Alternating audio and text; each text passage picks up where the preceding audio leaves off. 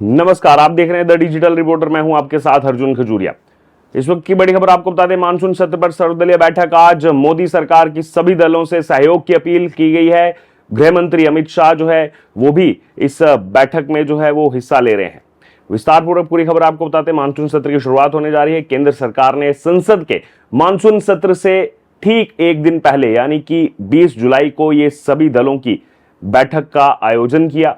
इस सर्वदलीय बैठक का जो मकसद है वो ये है कि मानसून सत्र के दौरान संसद को सुचारू रूप से चलाया जा सके और इसके लिए सभी दलों से सहयोग लिया जाए।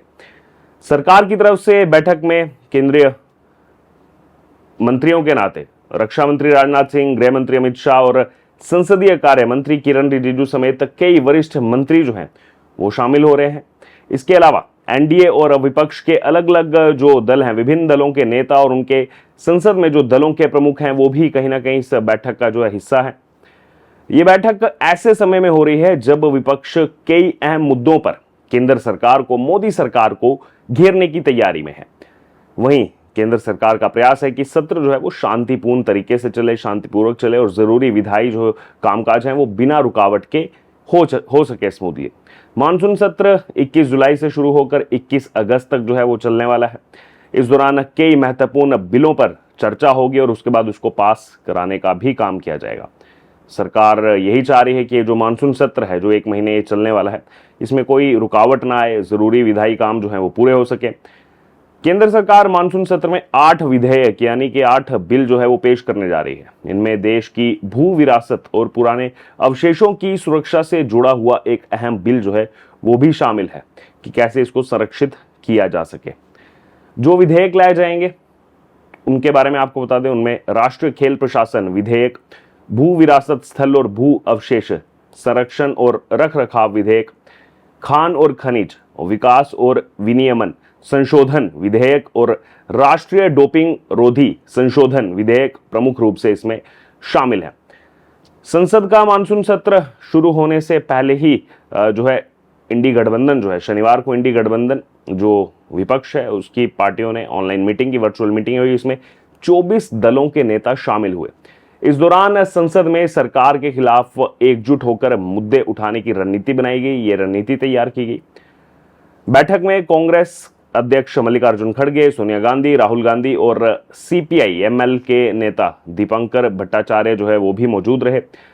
ये जो नेता हैं इन्होंने तय किया कि संसद में वो एकजुट रहेंगे और सरकार से तीखे सवाल जो है इस मानसून सत्र के दौरान पूछे जाएंगे।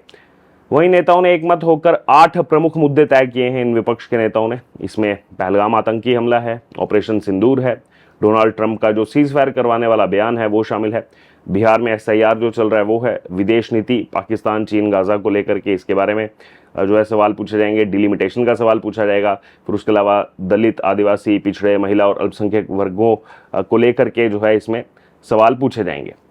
इसके अलावा विपक्ष जो है वो अहमदाबाद प्लेन हादसे जैसे अन्य मामलों पर भी सरकार से जो है जवाब मांगेगा। बैठक में नेताओं ने यह भी कहा है कि वो चाहते हैं कि संसद सुचारू रूप से चले, लेकिन मोदी सरकार को इन विषयों पर जवाब जो है संसद में देना ही होगा।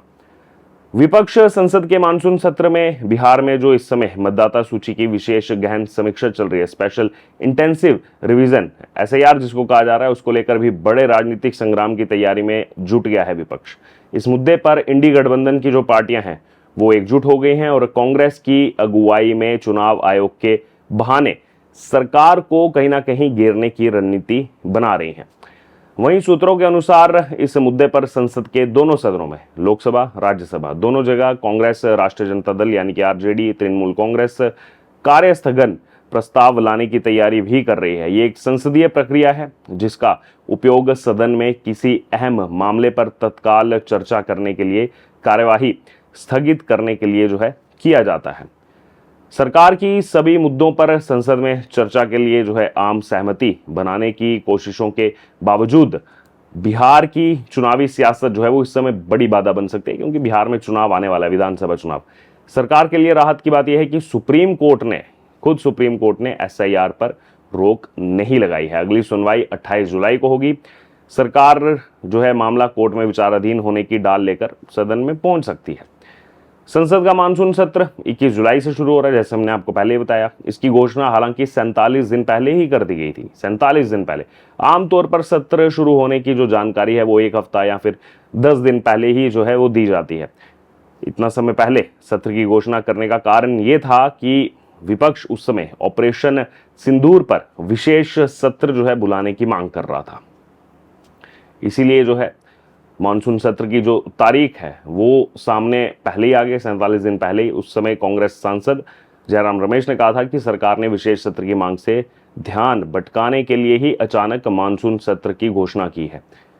भारत के इतिहास में कभी भी 47 दिन पहले सत्र की घोषणा नहीं की गई। ये तमाम चीजें जो है वो कही गई थी जयराम रमेश की तरफ से। कांग्रेस पार्टी के वरिष्ठ नेता हैं, उन्होंने ये भी कहा था जयराम रमेश ने कि प्रधानमंत्री विशेष सत्र से तो भाग सकते हैं, लेकिन मानसून सत्र से नहीं। हम विशेष सत्र की मांग कर रहे हैं ताकि पहलगाम आतंकी हमले पर चर्चा जो है वो की जा सके और आतंकियों को अब तक सजा क्यों नहीं मिली, इसके बारे में तमाम बातें जो है वो कही गई थी।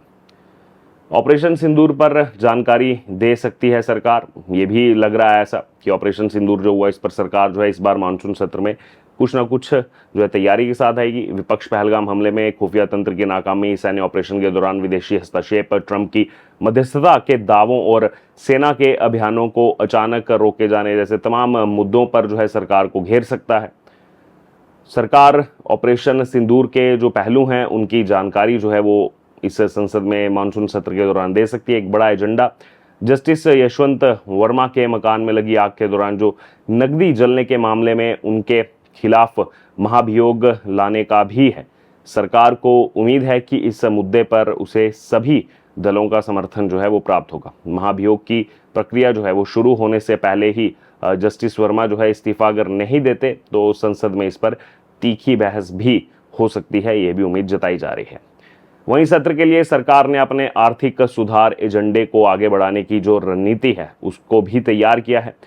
सरकार की मंशा है कि 21 जुलाई से 21 अगस्त तक चलने वाला जो ये मानसून सत्र है, इस दौरान डिजिटल प्रतिस्पर्धा विधेयक, GAT न्यायाधिकरण विधेयक, सार्वजनिक खरीद विधेयक, दिवालियापन एवं ऋण शोधन संहिता संशोधन विधेयक जैसे जो कानून हैं उस पर प्रगति हो। बीजेपी के राष्ट्रीय प्रवक्ता प्रेम शुक्ला जो है वो कह रहे हैं कि संसद में सारे विषयों पर नियमों के मुताबिक चर्चा करने के लिए हमारी पार्टी तैयार है, चाहे फिर वो ऑपरेशन सिंदूर हो या फिर पहलगाम हो या फिर कोई और मुद्दा हो।